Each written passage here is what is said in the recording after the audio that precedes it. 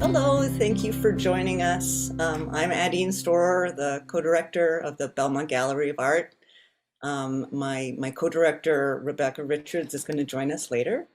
But I thank you so much for joining us at this special Belmont Gallery of Art event. And thanks to Julie of the Belmont Media Center for helping us set this up.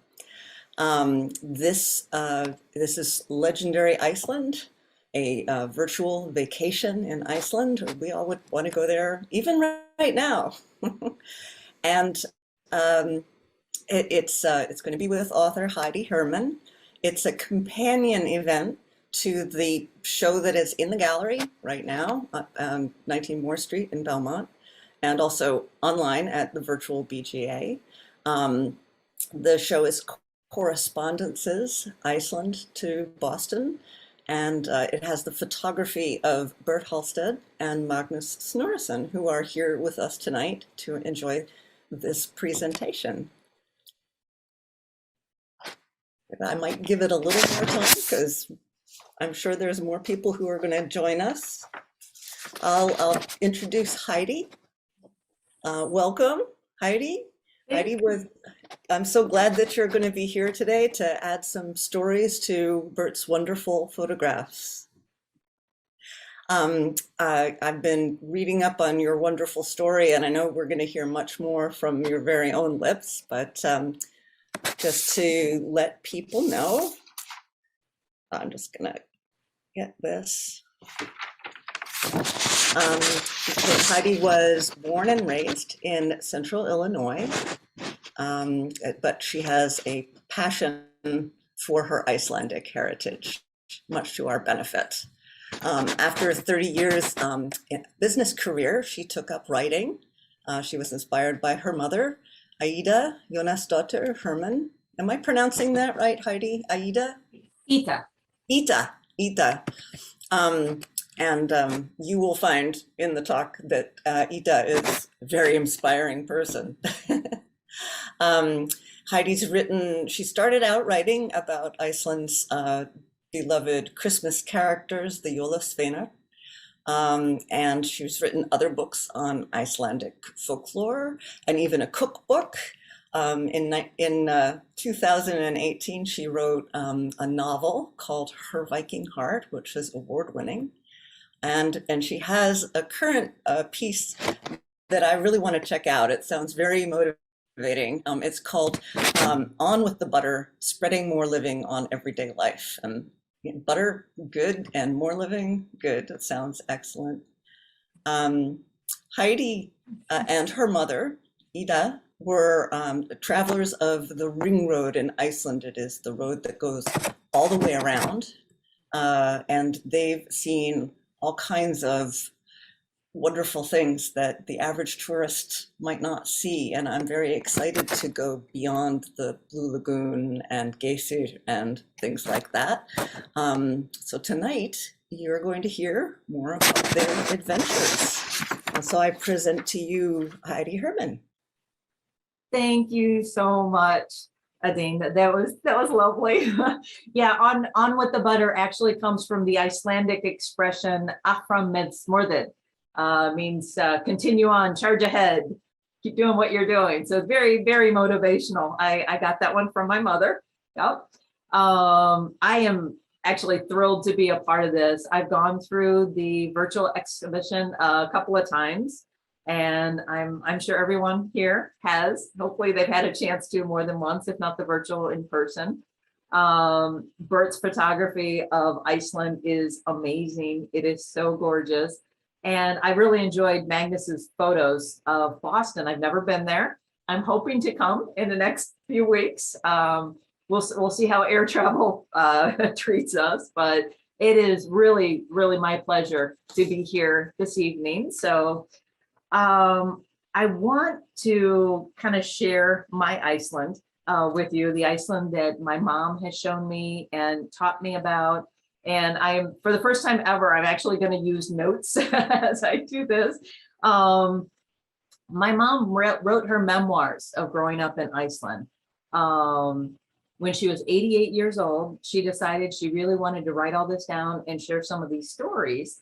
And after reading about the Yule lads and the hidden people and the monster worm, people were like, what is this crazy folklore? And I wanted to learn more about it. And I found there weren't a whole lot of books. So that started out my effort to write folklore. And then mom and I wrote a cookbook. And then all of a sudden we start doing more festivals and events and talks at local libraries. And it kind of snowballed from there. So I know I've really been fortunate to be able to have her in my life and teaching me all this. So I've been to Iceland 9 times, and a lot of the photography I'm going to share tonight, I did take. I will definitely try to point out when I'm using someone else's photographs. There are a couple of unique ones where I had to.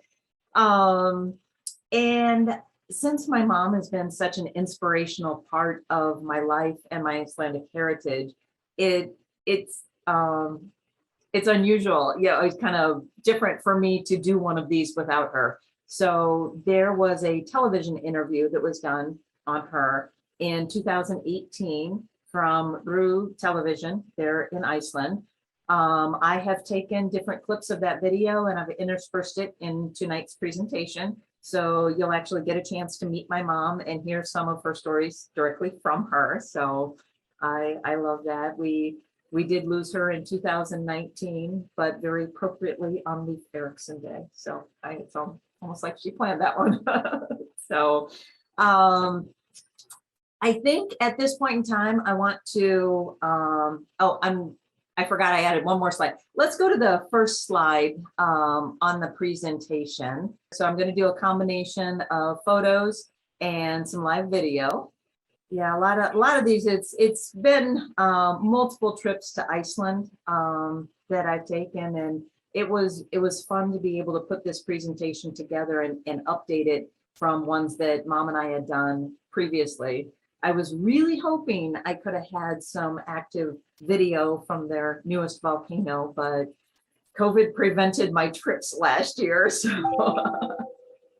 the first slide was just an overview of some of mom's books. She wrote her memoirs.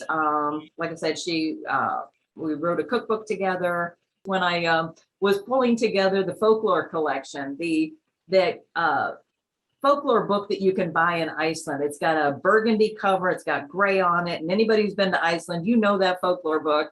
And the original version of that was actually published like 200 years ago. And it hasn't been updated in a really long time. And so I went through it, and when I did my folklore book, I chose about 30% of the stories from that to kind of update and put a new spin on them.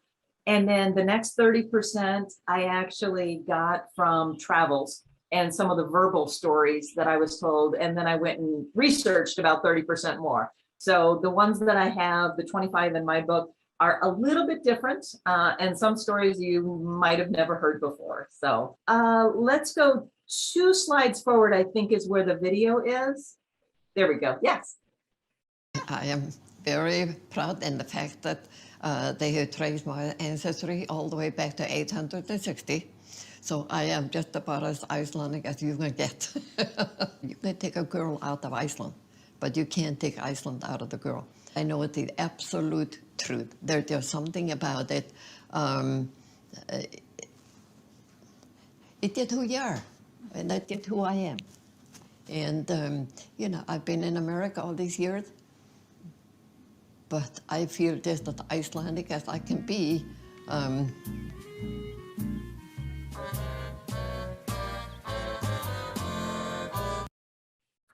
And you can see that area, whoops, the area right behind her was Vik. That's okay, we can go to the next slide, it's fine. I'll come around and show you Vik again. And this here is the genealogy that she was just talking about, how she can trace her heritage back to 860. And you can see down at the bottom of this slide, my Heidi Herman, and my mother being Ieda Jónsdóttir Herman, and her father was Jonas Björnsson, his father Björn Jónsson. And so from that, you can kind of get the idea. Iceland still follows the patronym naming conventions in that everyone's last name is based on their father's first name. So my mother's sisters, they all had the last name of Jónsdóttir, daughter of Jonas, and all of her brothers were Jonas' son. So this traces back all the way through to 860 through the grandfather's side.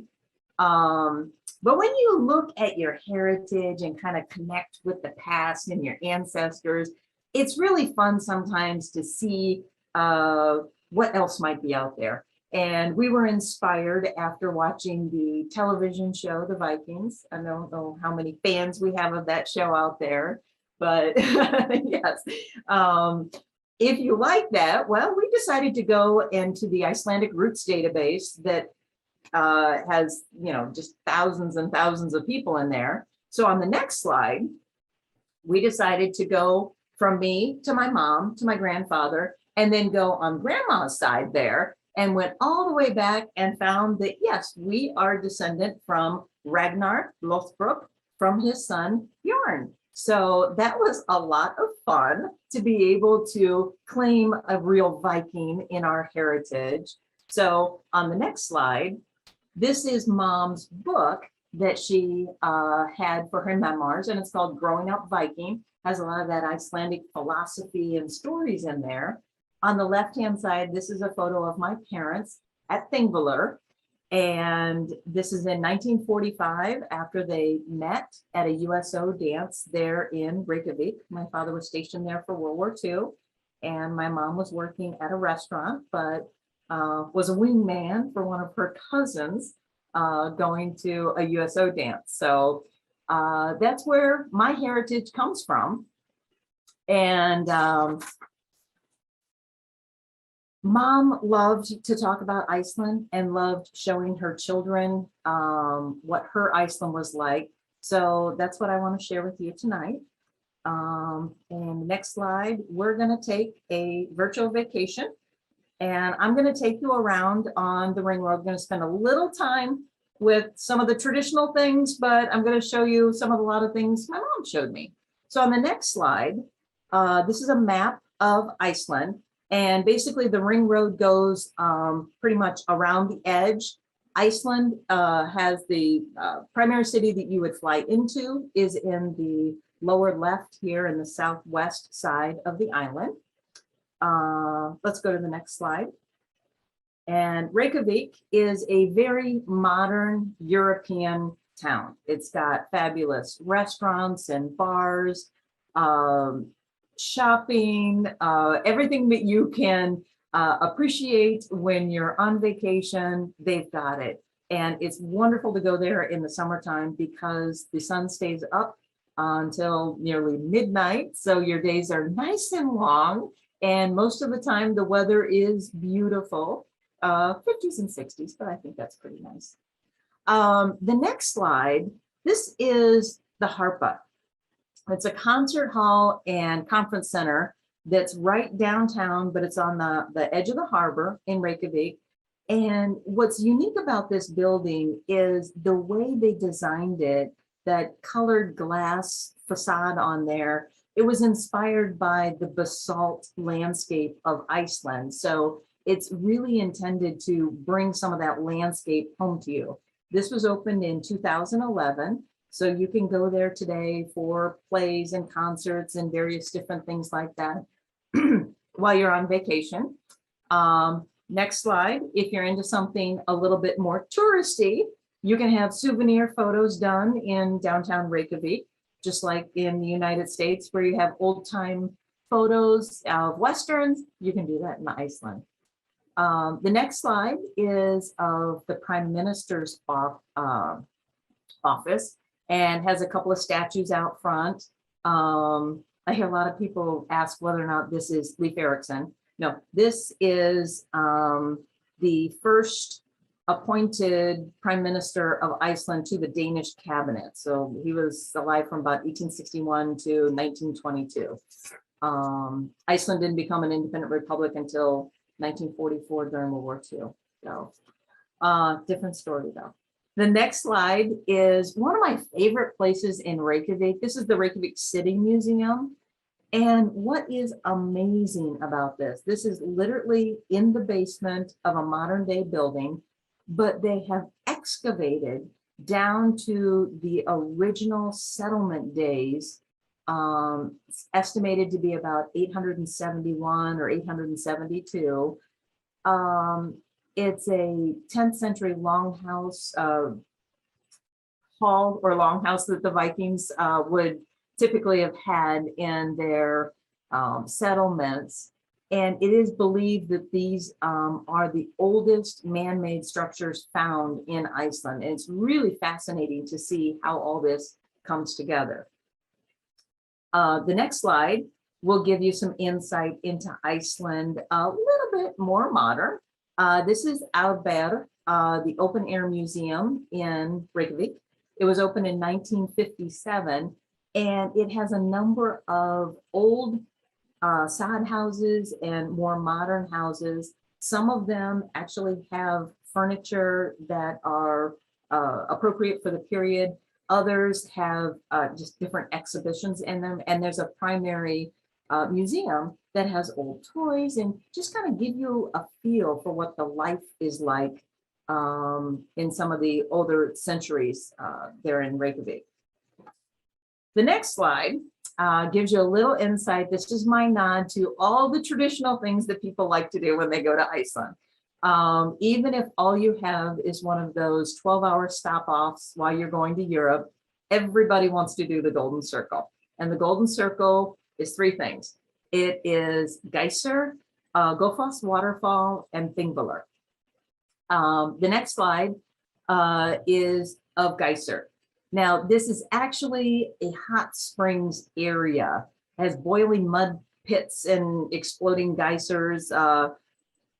There's actually more than a dozen individual like blowholes there. This particular one is known as Stroker, and it shoots water about 100 feet in the air every few minutes. Now, originally, when this was first settled and when there were some of the earliest European visitors that would write and distribute things back in Europe, there was a different water blowhole, if you will, that was actually called Geyser. And it was the first one described in print to Europe and the first one known to the modern world. So the name Geyser was of that original blowhole, if you will. And we now use that term to refer to all of them throughout the world.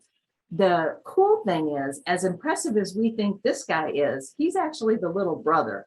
Like I said, he only goes 100 feet in the air. The original one, which is now dormant, used to spout 550 feet in the air. So I just can't even imagine what that would look like. But going to this area is still pretty impressive. So the next slide will show you Gofoss Waterfall. And this is typically the second stop on the Golden Circle tour. It's, in my opinion, one of the most iconic and recognized waterfalls in all of Iceland. It actually has two phases. The first one is a 36-foot drop, and then it goes to a 69-foot drop. It eventually flows down into a canyon that's 230 feet deep. You can walk nearly to the edge of this. You can see at the top of this photo, you see little people up there. And then if you look down a little bit and over towards the water itself, you see another shelf there of rock where people are standing. There's a really long staircase that you can walk down and kind of get right up to the edge of that. I've been there a few times and I have gotten wet every single time. So it's a fabulous view. Definitely a great picture opportunity and worthy of being on the Golden Tour. The last stop on the next slide, this is Thingvellir. What's impressive about Thingvellir, it's actually a national park. It's the site of the old Parliament, but it's where the North Atlantic and the European tectonic plates meet. So it's part of the reason why Iceland is so volatile with the volcanoes and the activity in that is because those tectonic plates are bashing right up against each other and separating and coming together, and it causes all kinds of havoc there. The next slide kind of gives you a close-up view of what that actually looks like. There are places where you can go down and scuba dive and kind of touch both sides. You can touch two continents at once, which is kind of cool. And this is Thingvellir and Eastern Africa are the only places on Earth where these two major plates drifting together has effect. But Iceland is the only place in the world where you can actually go back and forth, like touch both sides or step back and forth on both sides at the same, in the same spot. Historically, this area is fascinating. On the next slide, and I will say, this is not my photography. I pulled these images up from artist rendition. This used to be the place where the Althing met. And on the right-hand side, this is an artist impression of the law speaker. And his job was to pretty much be the lawyer in all things. But to do that, he had to memorize all of Iceland's law. And he had 3 years to recite all the different laws. And he would be the one to kind of bring up what the relevant thing was to whatever case was being heard. My mom likes to tell the story that Eric the Red originally was from Norway, and he had a hot temper and killed somebody. So they sent him to Iceland to cool off. And he established his farm there and almost immediately got into a dispute with his neighbor. They came down to Thingvellir, to the Althing, and they were going to each plead their case. Unfortunately, Eric's temper got the better of him and he murdered his neighbor while they were there. So yeah, it didn't go well for him, and he ended up spending the next 7 years in Greenland. So that was didn't work out so well for him. In the next slide, this also is not my photography, but I had to include it because it gives you such a great view of the area, and also the image of just how volcanic this area is, and the rocks, and just the amount of power that it must take to create some of this. In the next slide, we have Iceland's most recent volcanic eruption. Now this is on the Reykjanes Peninsula, and this is the area southwest of Reykjavik, about 25 miles from Reykjavik. This eruption started on March 19th, and it continued through September 18th. And what's fascinating about this, when you look at this photo, this used to be a flat plain. And now you see that cone built up, and all the people in the front just gives you this image over time, how much that built up and how slow that lava was actually flowing at this point in time, that these people felt comfortable being right up on there. So, but that's really changed the landscape and the viewing of the Reykjanes Peninsula, what it looks like today. So in the next slide, just to give you kind of an idea of where we are, you kind of see that green map dot up in Reykjavik. So this volcano, and I'm sorry, I didn't practice this one. So right next to Grindavik, that's the area that we're talking about. So the next slide, we're gonna skip over and go one more. This is Midlina, and this is the friendship bridge called Leif the Luckies, and it traverses right between, again, the two continents. So this is another area where you can walk from one continent to another back and forth, or you can walk the separation between under the bridge. And that's kind of a cool thing. I hear you can get a certificate if you visit the visitor park there. So the next slide, yeah, I have to tell some folklore. I love this because not only is it a beautiful area, but this is what's known as Odni's Pool, and a troll by the name of Odni once was walking across the peninsula to go fetch a whale carcass that had washed up. So she went and got it, and she was walking back, and she was nasty and gross and disgusting, and came across this beautiful pool. and thought, oh, how wonderful. So she stops to take a bath, and then she's a little tired, so she takes a nap. And by the time she wakes up, it is nearly sunrise, and she did not have enough time to get home. So she stepped out in the water, the sun came up, and as everyone knows in Iceland, when a troll gets hit by sunlight, they immediately turn to rock. So she became a sea stack that stood out there in the water for many years until the ocean beat her down. So we can still go visit this pool and admire how beautiful it is and the troll that gave her life for the next slide. This is Guna Hot Spring. And this is another one that really shows you how active the volcanic activity is in this particular peninsula. It's all geothermal, and this area is a little bit different than Geyser because we don't have water spouts coming up. This is steam vents and mud pools. As a matter of fact, this one is actually the largest mud pool in Iceland. It gets its name from a woman named Guna who despised the local sheriff, Wilhelm, had an ongoing dispute with him until the day she died. Despite the bad blood, Wilhelm attended her funeral anyway, but mysteriously the next day he was found dead, multiple bruises and broken bones, and they discovered that the ghost of Guna was haunting his remains in an attempt to steal his soul to hell. So they decided to take the remains to a local church where a priest fought the ghost all night and ultimately prevailed.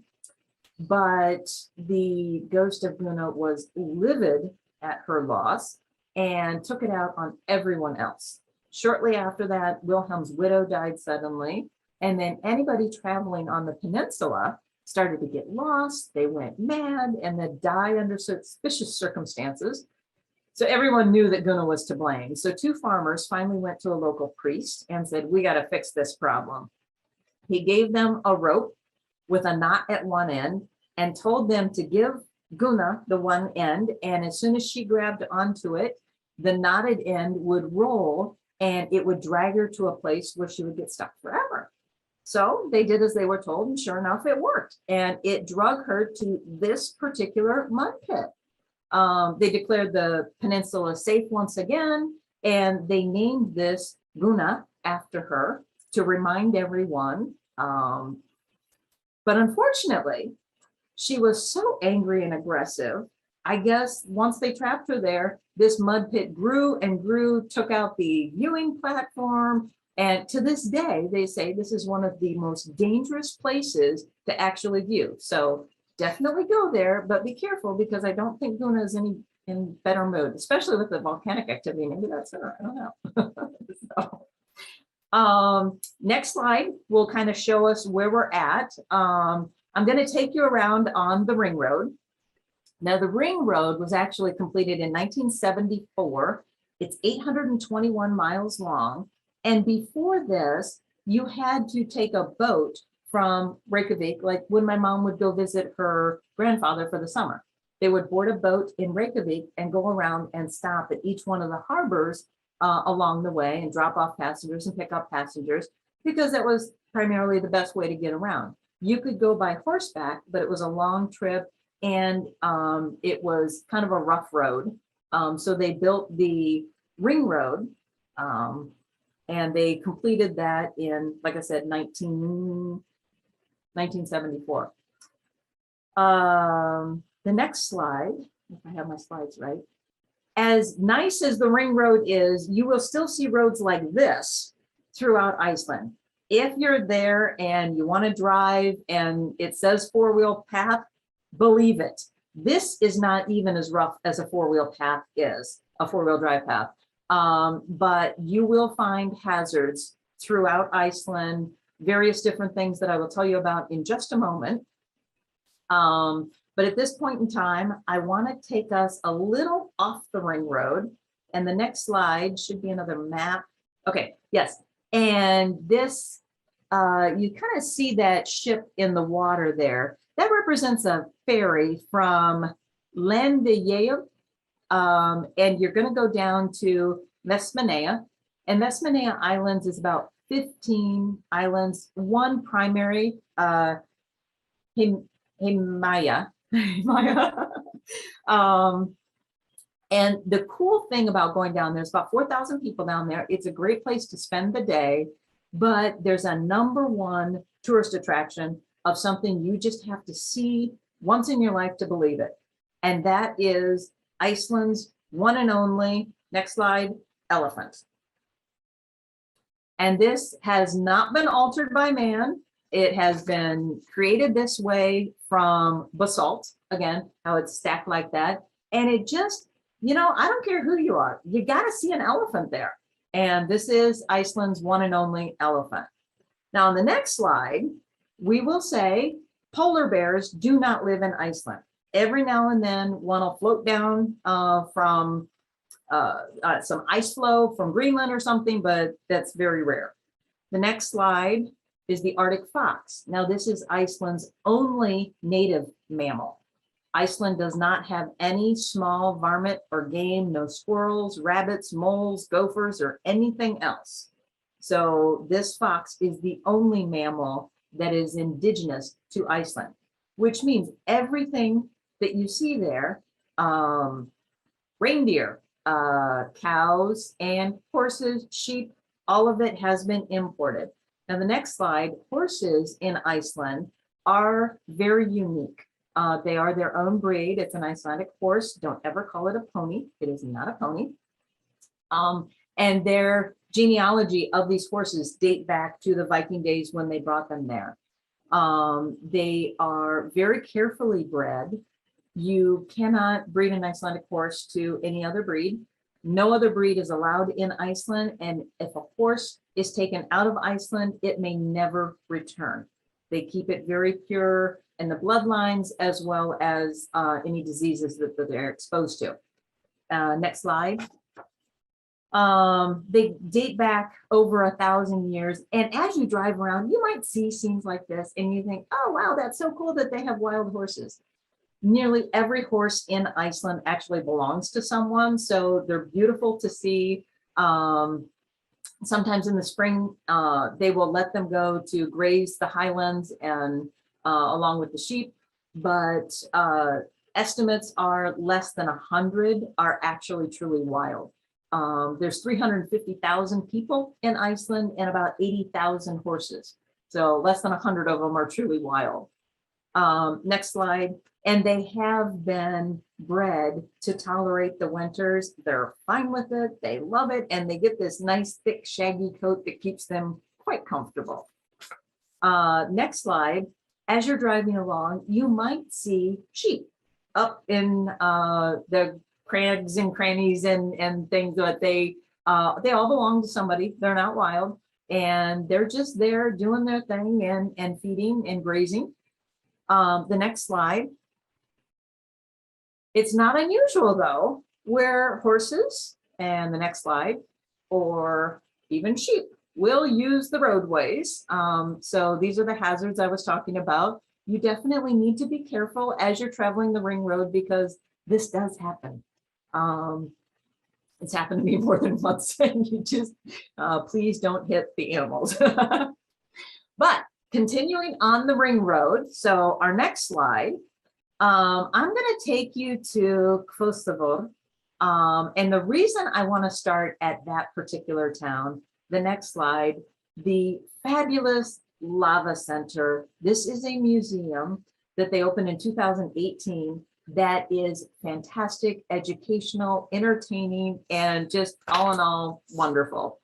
The next slide will show you kind of from under Iceland. It kind of shows you how that mantle plume goes down into the actual mantle of the earth, and the plume goes from across the North Atlantic. It actually goes into Scotland and Norway, but the hottest portion of this plume is directly under Iceland, which is part of the reason why, again, it's so volatile.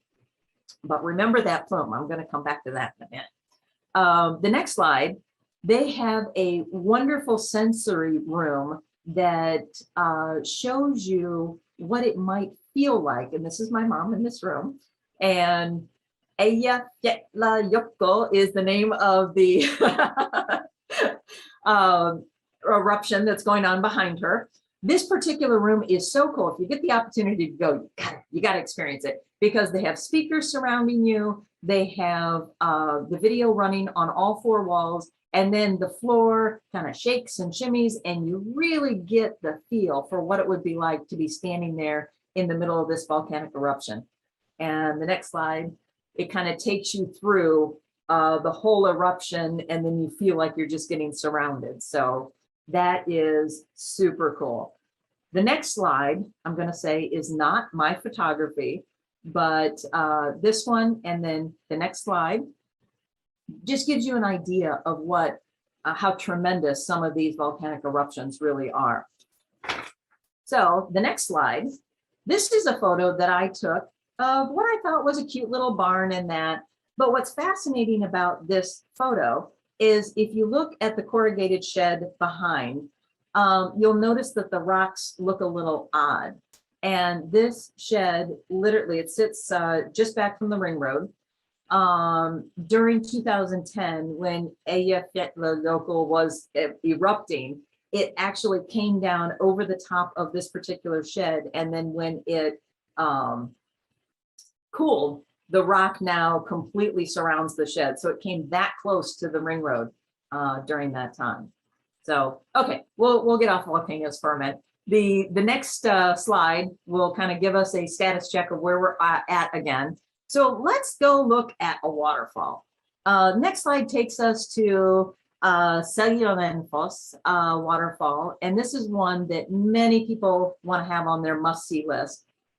This actually drops 196 feet into a very tranquil pool.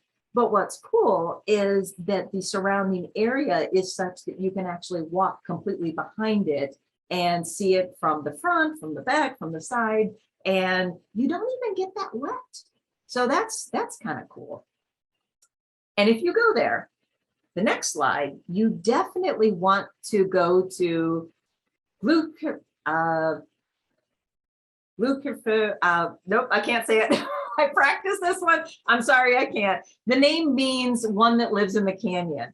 And you can't necessarily see the waterfall from the road, but it's marked if you know what to look for, and you walk through this. And then the next slide will show you that once you pass through this hidden canyon, this waterfall is coming down behind, and you just get this feel, this whole surreal world and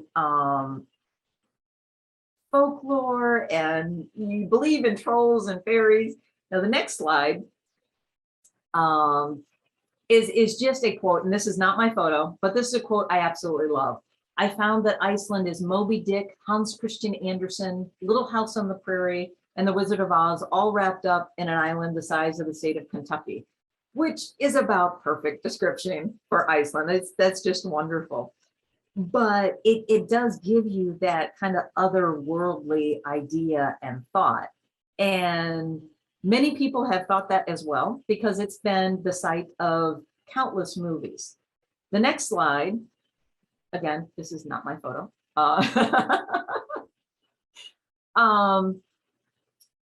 This is one of the movies that was actually shot in and around Iceland.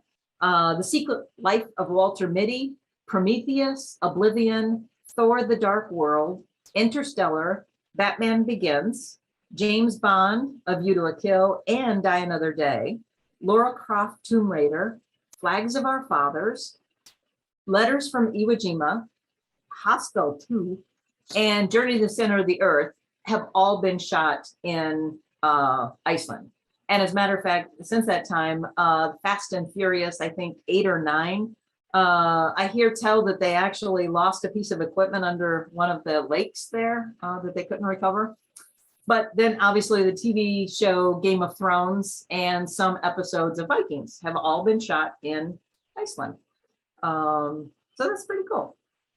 But let's talk about some of the outdoor stuff you can do. The next slide takes us to Vik. which is, in my opinion, one of the coolest, fabulous little town on the southern coast of Iceland. It's actually the southernmost town without going to Vestmannaeyja.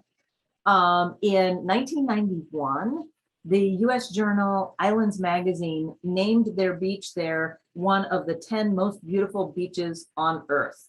And I can absolutely see why. It is wonderful.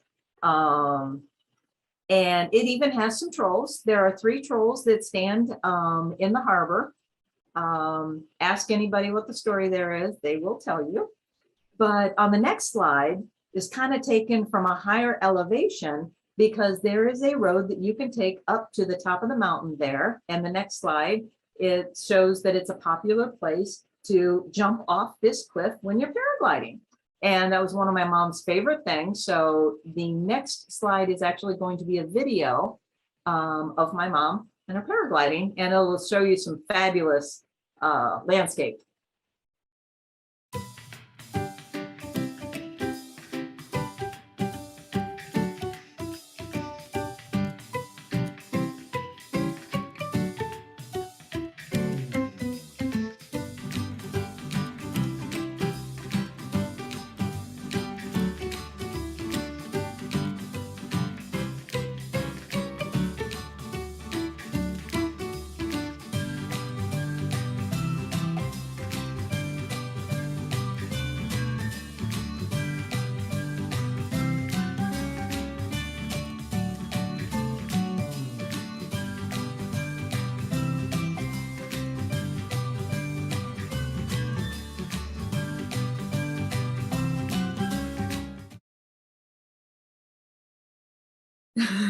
She always had such fun with that.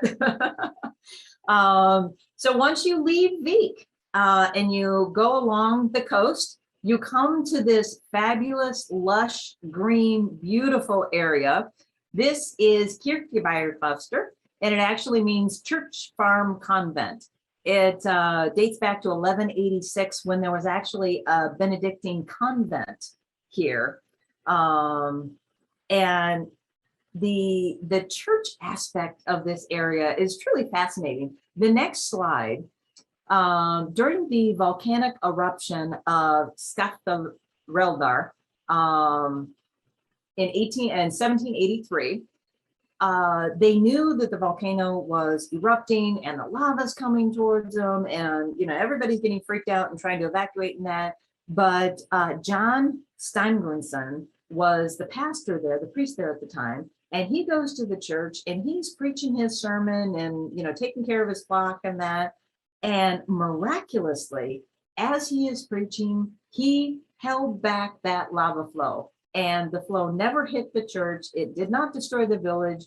So from that point on, they called that the fire sermon, and they referred to him as the fire pastor.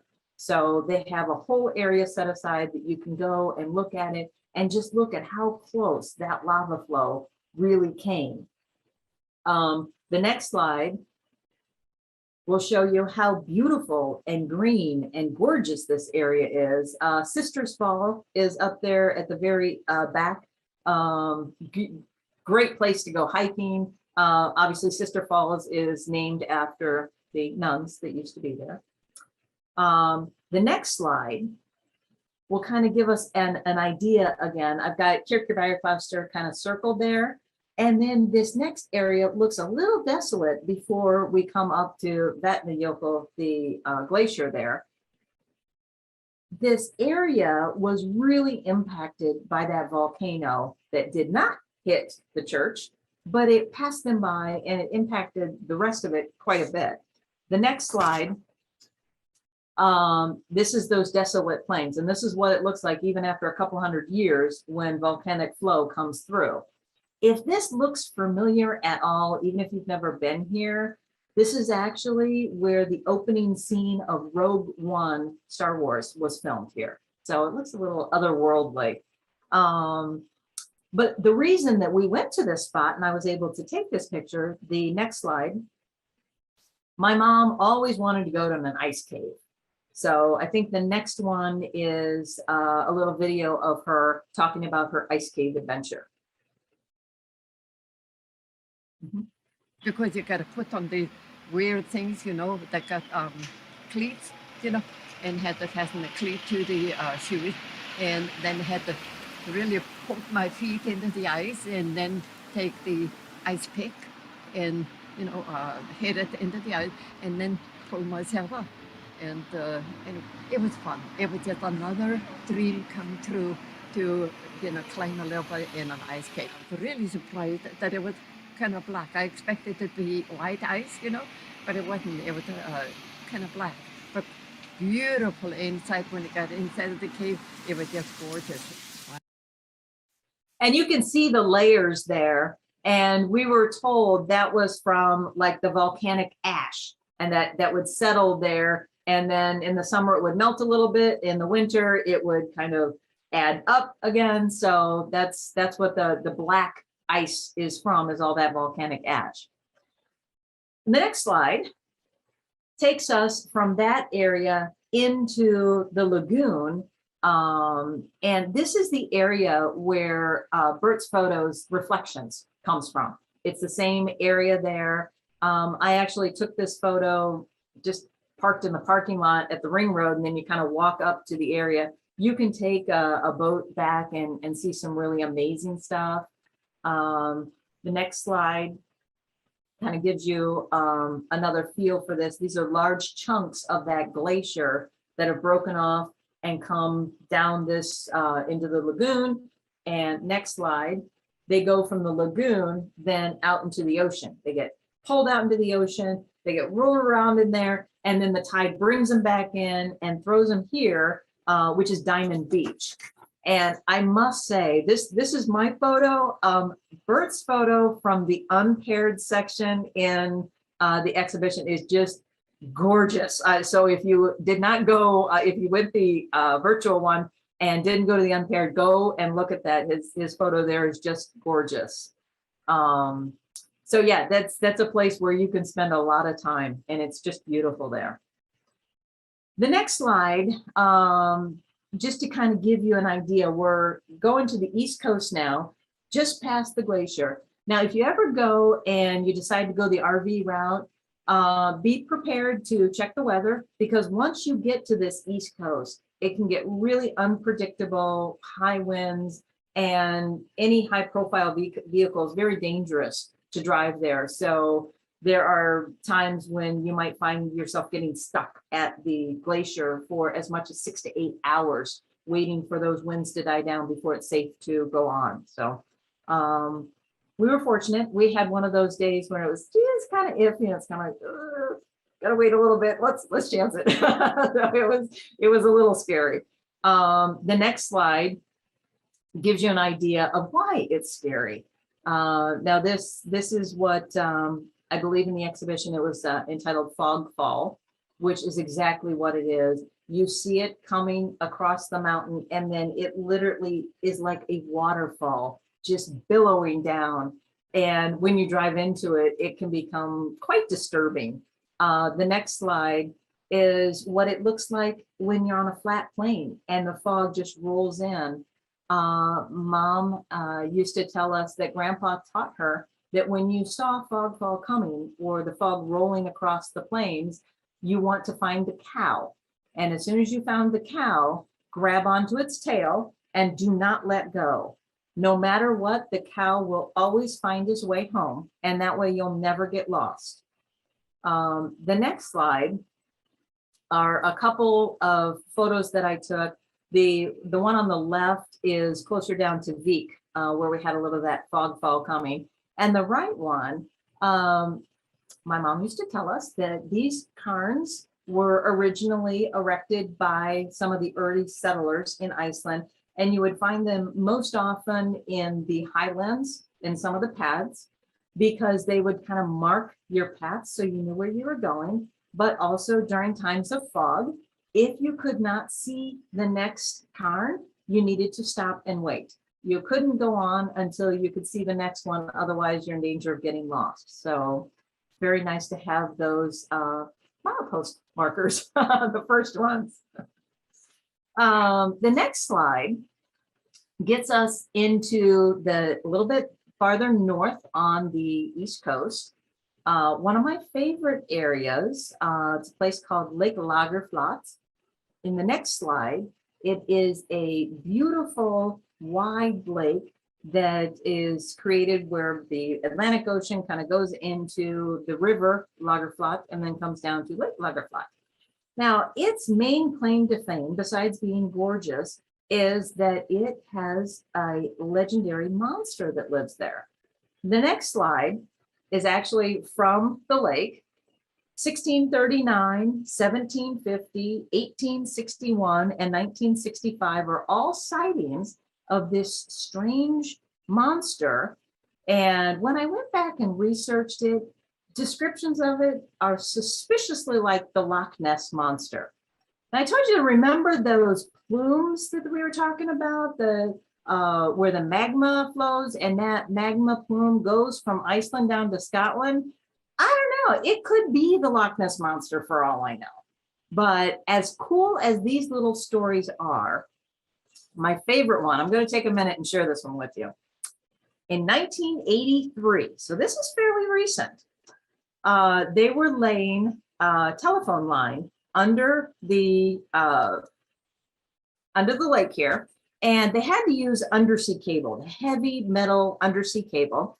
And the team lead described kind of an anomaly across the top of the water when they were performing depth measurements.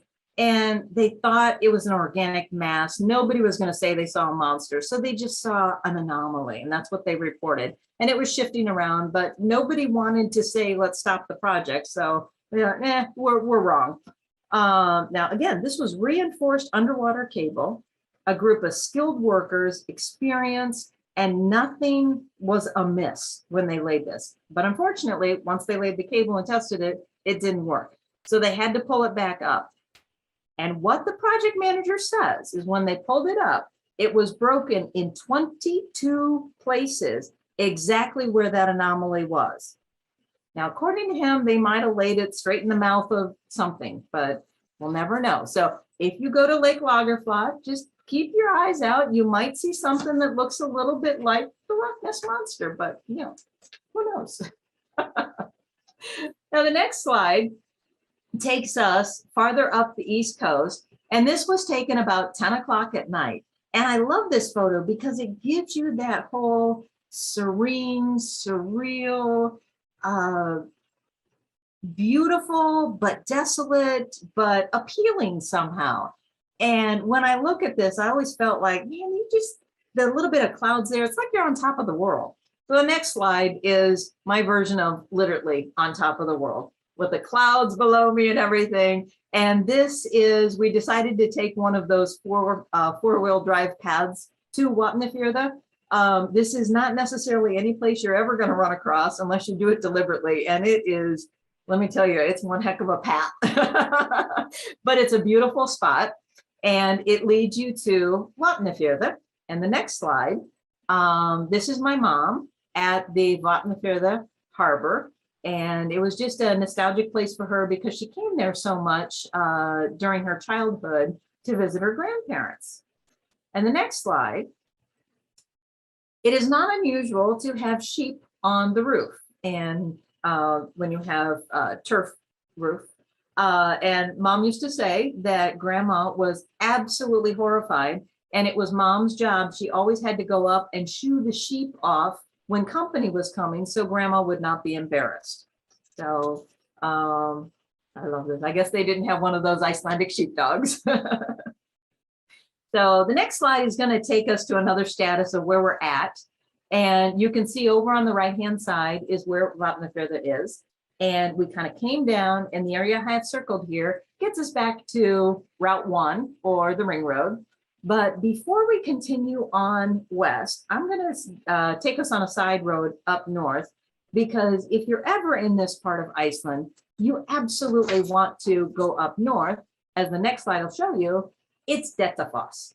And Dettifoss is considered one of the most powerful waterfall in all of Europe. It's, again, fed by a glacial river, so it's very cold. It actually comes down from Vatnajökull, which is the largest glacier in Europe. All of Iceland's scale goes to Europe and not North America. This fall has an average water flow of 6,186 cubic feet per second. It's 330 feet wide and falls down 150 feet. And this is one of these things that you almost have to experience it to understand the power. But I do have a very short video that's on the next slide.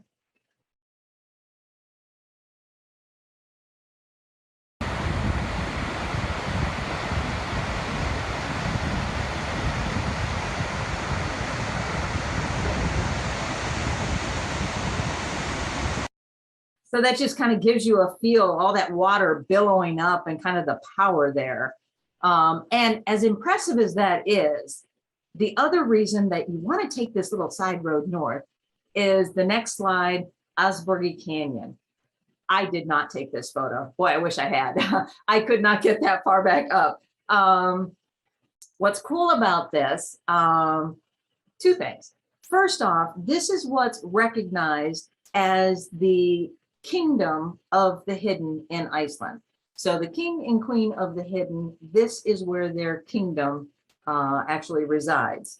Legend has it that this canyon was created when Thor was riding Sleipnir, the eight-legged horse, across Iceland, and Sleipnir's foot came down, creating that perfectly hoof-shaped canyon.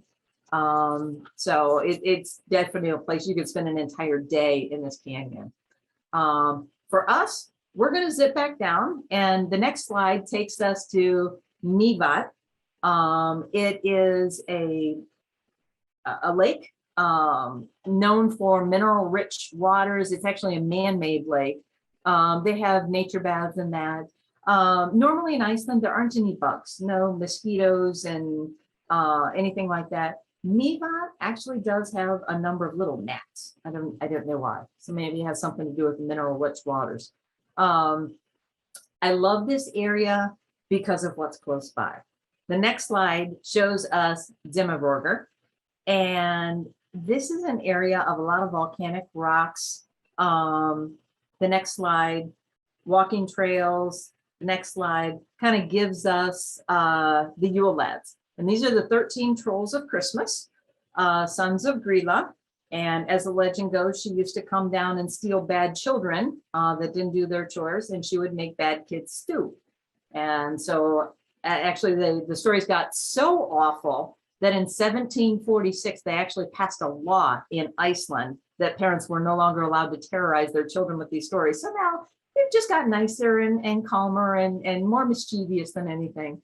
I asked one of my little cousins there in Iceland what happened, and she said, "Oh, they just got nice." So that became my first book, because as an American, I need to know the why story. So the next slide gives you an idea of why you think there's trolls in Iceland. Now, to me, this is absolutely a troll, possibly on a four-wheeler. I don't know what he's calling, a rhinoceros head, maybe.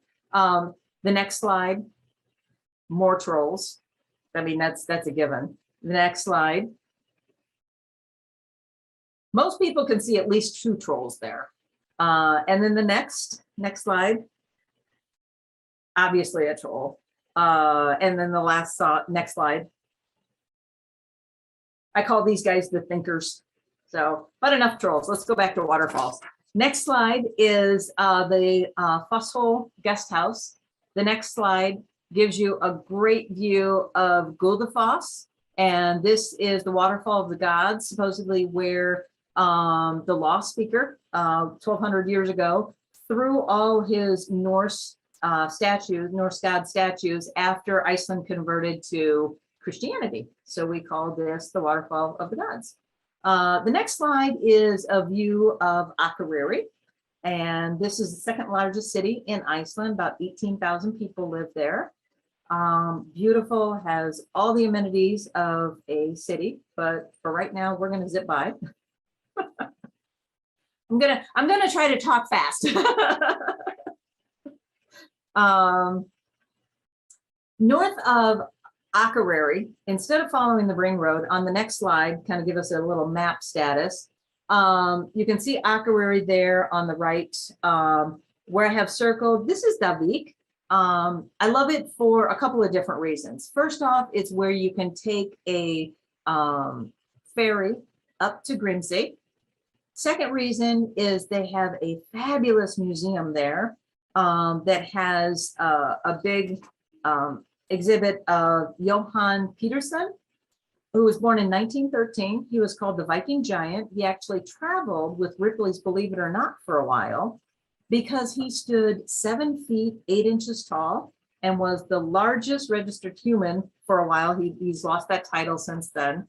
But he was just really famous in that. But the second part of the museum is about an earthquake that happened there in 1934.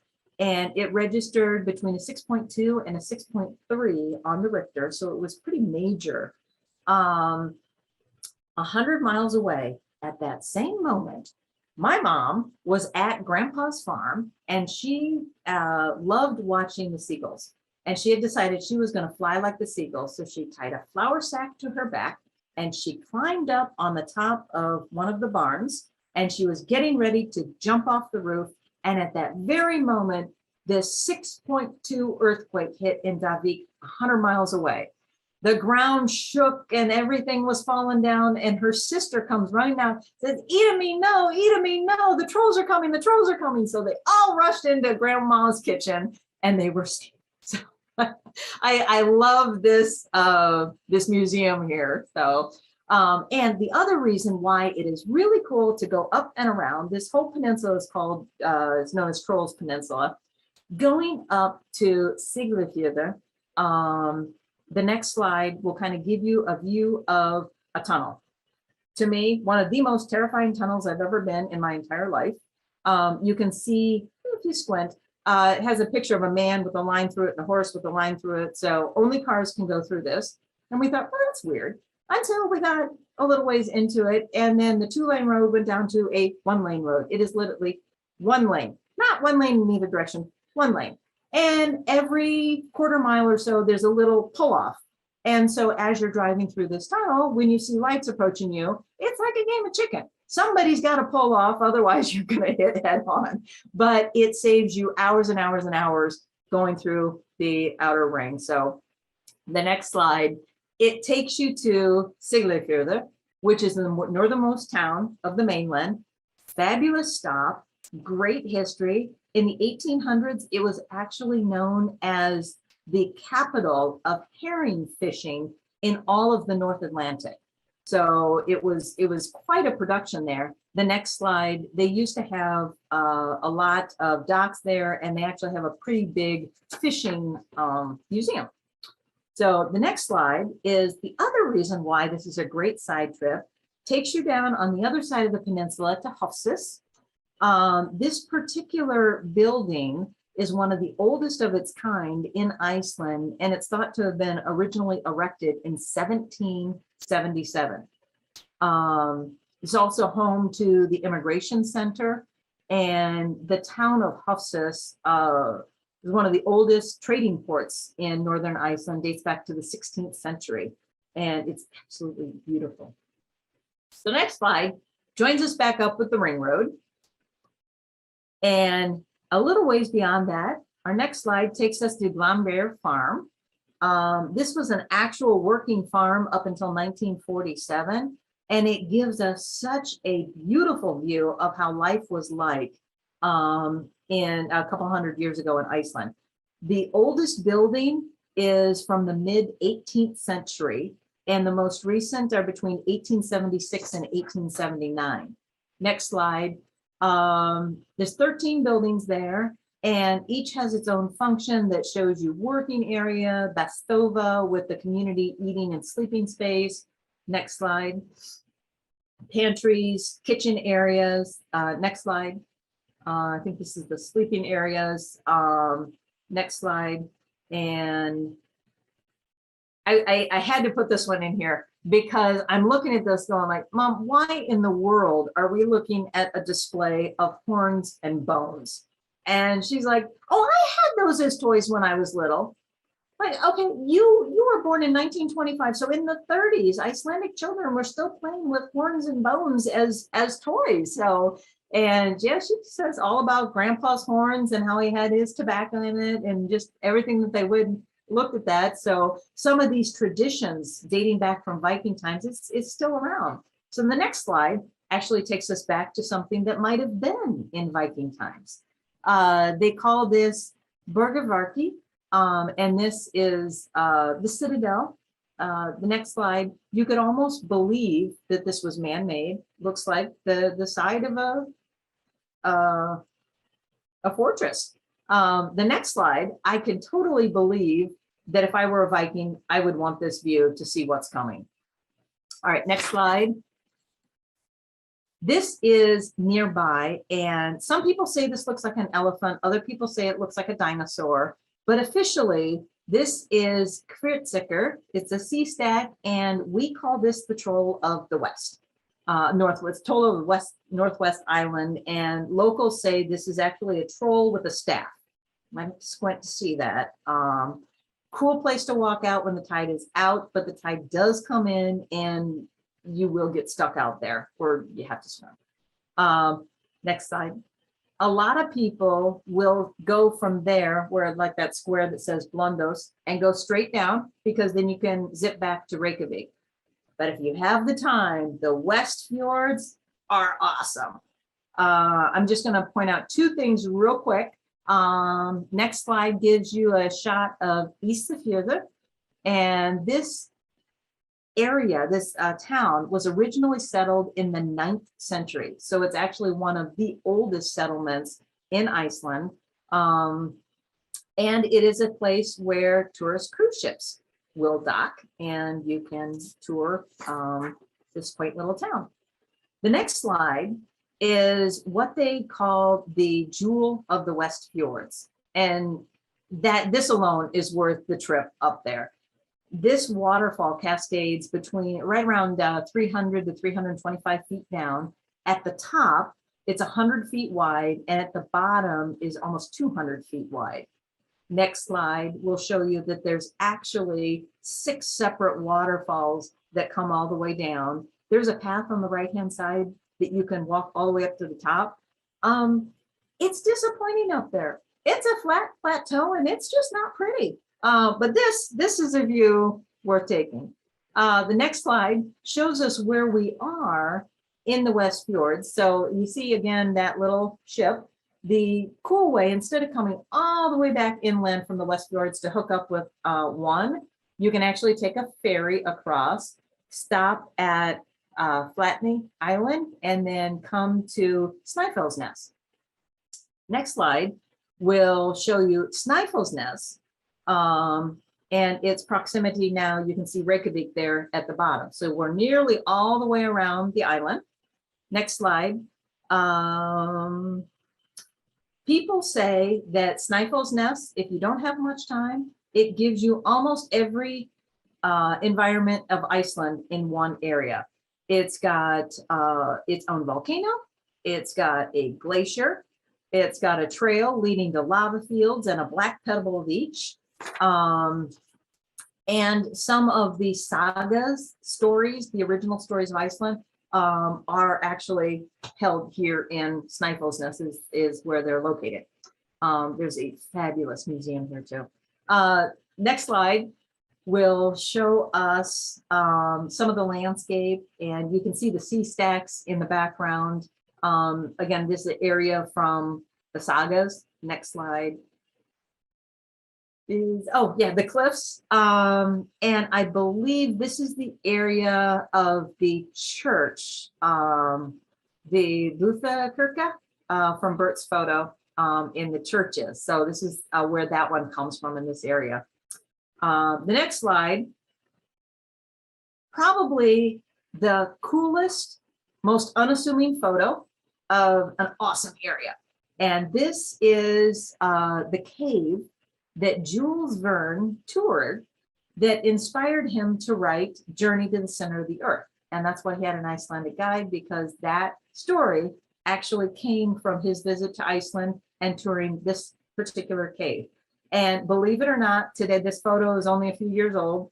That is what the entrance looks like today. You can tour it and go down in it, but that's what it looks like. All right. And I have to say that no matter how many times I've been to Iceland, there's always something more. And everybody says that. There's always something more that you want to see. And in doing this, I think I eliminated probably 10 of my favorite spots in Iceland. And I probably eliminated twice that many stories. But I feel like every place in Iceland, I find some reason to connect with it.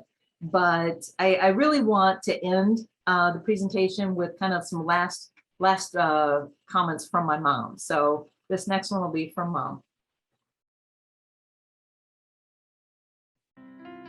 Coming here, it's a feeling that it's very hard to explain.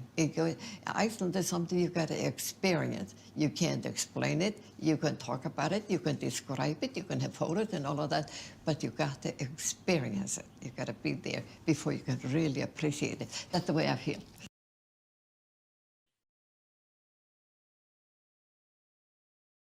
Okay, and our final slide is from. I had to stop. I had to stop and look at that. I believe this is from up north in not Ísafjörður,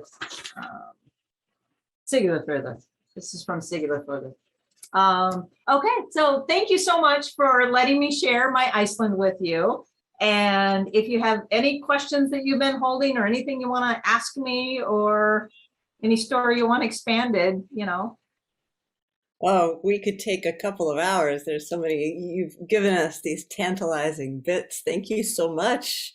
Like your mom said, I feel like you've given us a chance to experience it just a little bit more than just talking about it or looking at pictures. I really appreciate your stories. Yes, open it up. Does anyone have any questions for Heidi? I know I wanted to say I appreciated very much how you wove Bert's photos into the places that you were talking about. That was such a treat. And now I want to go back absolutely. and look at photos I again. love the whole exposition that you guys have and going through both sides of it. That was a treat for me too, because I saw some places that I've never seen before either. And other ones I'm like, oh, I know that place. I know that place. I'm unmuting for a minute. Hey, Dari, you have a question for Heidi? Yes, there you are. I'm trying to figure out how to unmute without doing video of me making dinner here. Okay. The waterfalls are just spectacular, and the biggest ones I have been at are in Yosemite in California, and then Niagara Falls. And there was one, like the really, really wide one, and I'm sorry, I'm not remembering the name, but I'm just wondering size-wise for a comparison for me who has not been to Iceland, like there was one especially really wide one you were talking about, and that made me think, gee, how does that one size wise compare to the Niagara Falls, which is multiples? Is that something you can? I have been to Niagara Falls, and I believe that one is, because of how it's shaped, I think that one is significantly wider than Dettifoss. Dettifoss is about 300 feet wide. You can look it up real quick. Quick, Google it. It's not an emergency. I just was curious. No, it's an interesting your photos are beautiful, and my husband and I have really enjoyed your presentation, and so thank you so much. Thank you so much. So I have a question.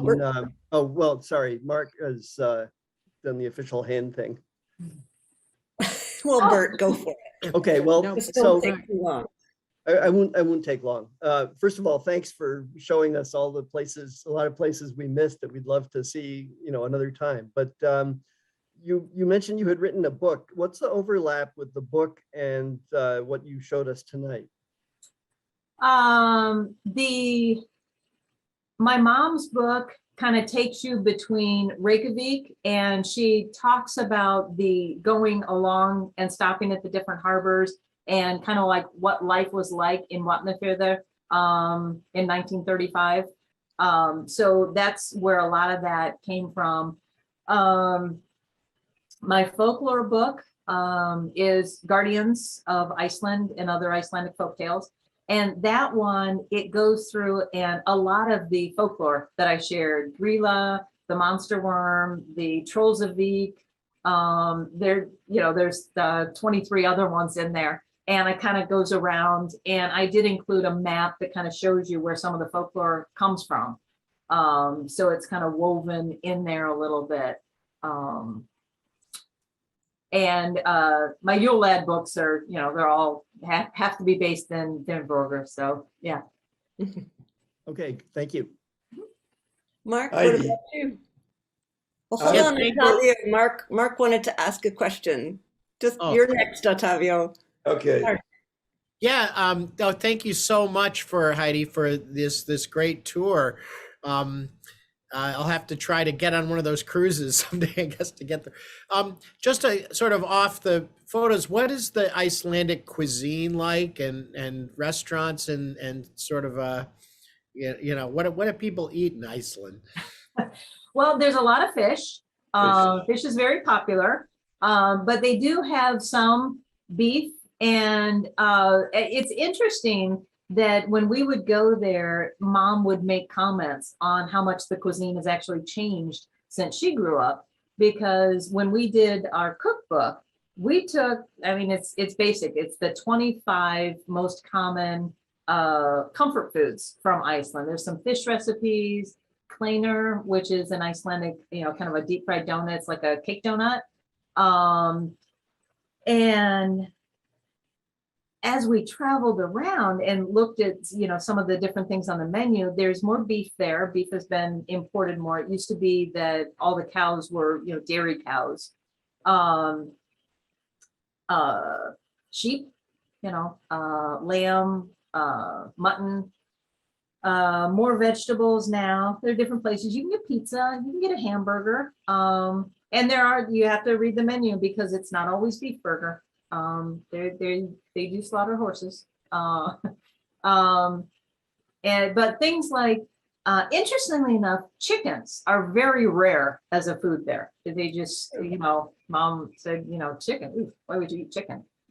I don't know. I grew up in America. We eat it all the time, but yeah. But you can eat puffin. At certain points in time, places, they serve reindeer, some unusual type things. And if you hit it around the holiday season, the traditional rotten shark. I've never had it. Yum. Magnus doesn't like the rotten shark. I remember there was a review in the New York Times back in the 90s of a certain reindeer sausage pizza, which was kind of a joke in our family. So Ottavio, you know something about fish. Yeah, I had a question. Are the Icelanders prepared or to do something in case there's too much fire, too much eruptions? What do they do about it? They're, interestingly enough,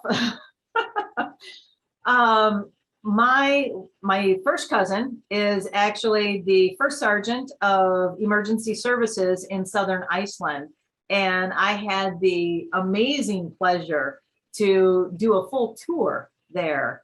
And Iceland actually has advanced training where different firefighters and emergency services from all parts of the world come there to see some of the stuff that they have set up, because they have to be prepared for flood and fire simultaneously. If some of these volcanoes, when they erupt, you're not only dealing with the lava, but because they are either on top of or so close to some of those glaciers, the immediate melt is going to cause so much flooding that, yeah, they have contingencies for that and plans. They have a, like something out of a movie, a hub set up in southern Iceland that it's like a war room with all these images. I do have some photos of that. And it's fascinating how they would have to coordinate firefighters, EMTs, and ships, because that's going to be the easiest way and fastest way, depending on where it happens. Yeah, so if it's a nice slow one, a slow roll on the lava, like it was in the Hurricanes Peninsula, that's one thing. But like they found out there, we're trying to reinforce the roads or redirect lava, it just can't be done. So you just have to evacuate and move things to a different area and hope it's not a violent, unexpected eruption, but they do a pretty good job of trying to track some of that stuff. So let's hope it doesn't happen where it's unexpected. Are there casualties, or you don't talk about that? Are there casualties? Casualties because of the eruptions. I mean, the people die. Thousands, throughout the history, thousands of people have been killed, absolutely. And then the aftermath of that, how many people have starved and how much of the livestock that they've lost because they no longer have an area where that's habitable or where they can plant crops and that. I do not believe the most recent eruption had any casualties. I'm not for sure on that.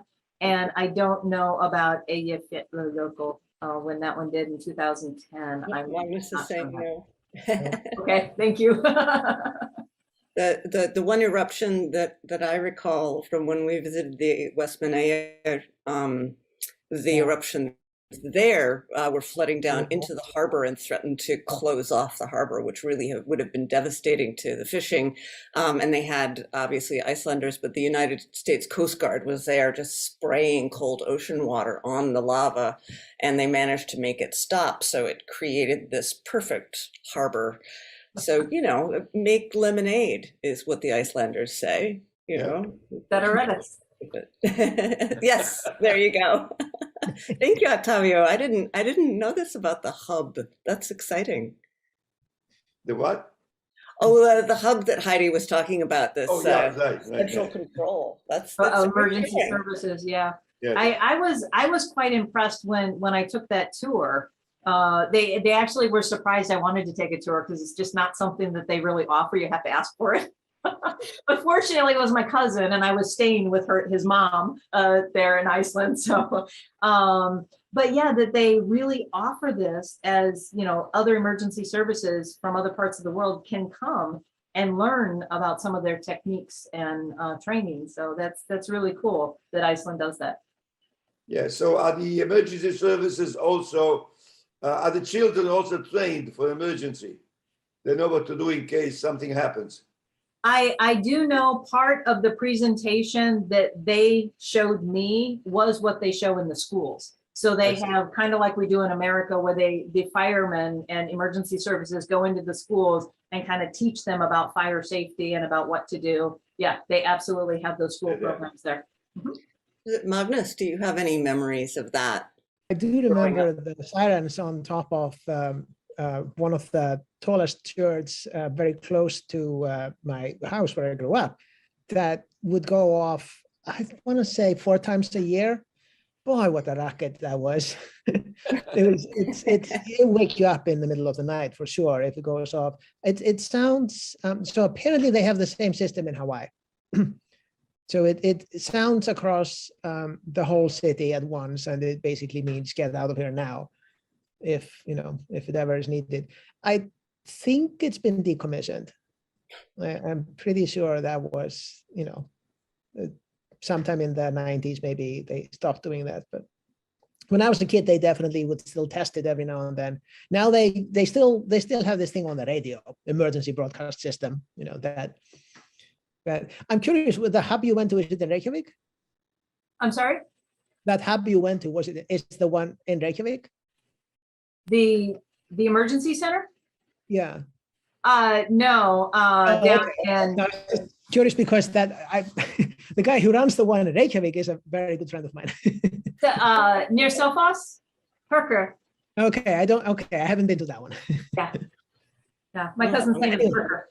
Thank you so much for your talk. It was amazing. And, I learned a bunch of things. For one, I had no idea we had actual wild horses. Even 100. That's amazing to me. I thought they were all, farm horses that were brought in over the winter. Were accounted for, at least. Yeah. Yeah. Yeah, that kind of surprised me too, because how does that even happen? Yeah, good question. Now I want to see some. I want to find them. I want to use this opportunity to say, Bert, we know, is in the show, and he took these wonderful photos of Iceland. Magnus is our other photographer, and he has these wonderful pictures of Boston. Thus, Iceland and Boston meet. And speaking of when life gives you lemons and hardy Icelanders, I know the big snowstorm is coming in, but Magnus has sworn, and Bert has his back. He will be at the gallery on Sunday from 1 to 4. If you want to come and visit, forget the bomb cyclone, right? We have our resident Icelander here. So just wanted to pass along that information, but we're almost out of time. Did anyone have any other questions or comments? I think we're all going to want to go look up your books and read some of those tales about the Yule lads. And hi, Joan. What would you like to ask Heidi? Oh, this was just fantastic. It really makes me want to go to Iceland for sure. And I was just wondering if Heidi had any recommendations about how best to go to Iceland, to take a tour and have somebody who's local take you around. What would you recommend for someone who's never been there? I will answer that in a couple of different ways. It really depends on what you like to do.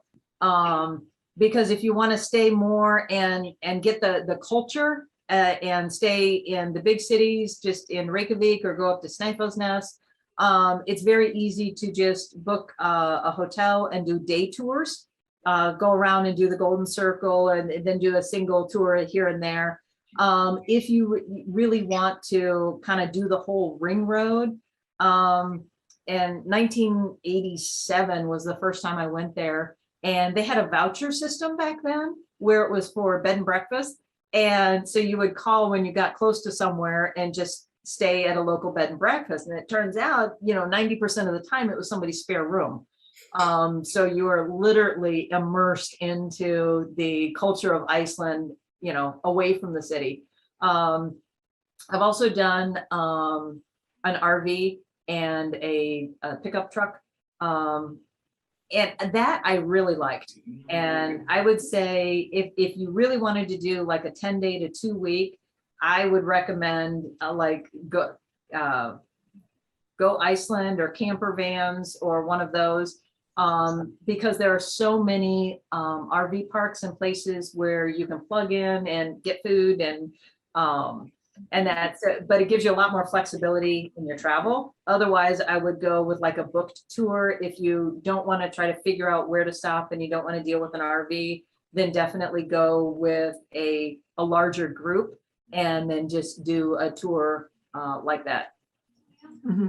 Yeah, so that the large group, that kind of a book tour would just give you an overview and then where you want to go back to later. Is that the idea? Yeah. I think I'd like to go with my camera and get to some of the places you were at. My God, they're gorgeous, just gorgeous. Your photography is just phenomenal. Oh, thank you. Thank you. We like to say, I'm certainly not even an amateur photographer, but to me, man, it's tough to take a bad picture in Iceland. Really. What I always say too.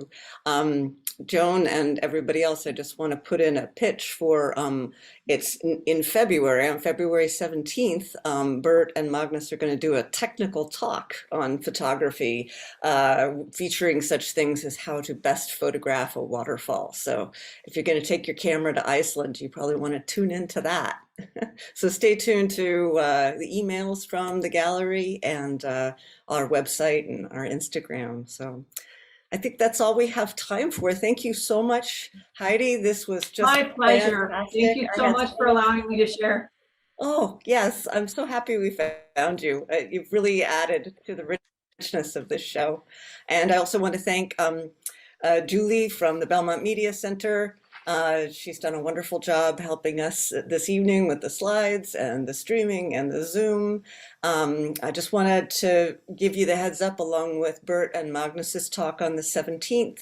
We also have This was the Icelandic talk with Heidi. We have a Boston talk. Our local author, Meg Muckenhaupt, is going to do a talk on Boston's landscape, ice and water. And if you think glaciers when you think of Iceland, you may be surprised that there are glaciers associated with Boston. So please do stay tuned for that. And thank you all for coming. Thank you very much. That was wonderful. Thank you. Thank you Yeah. so much. Thanks, Adine, for Good night, hosting. everybody. Good night. Thank you. Bye-bye.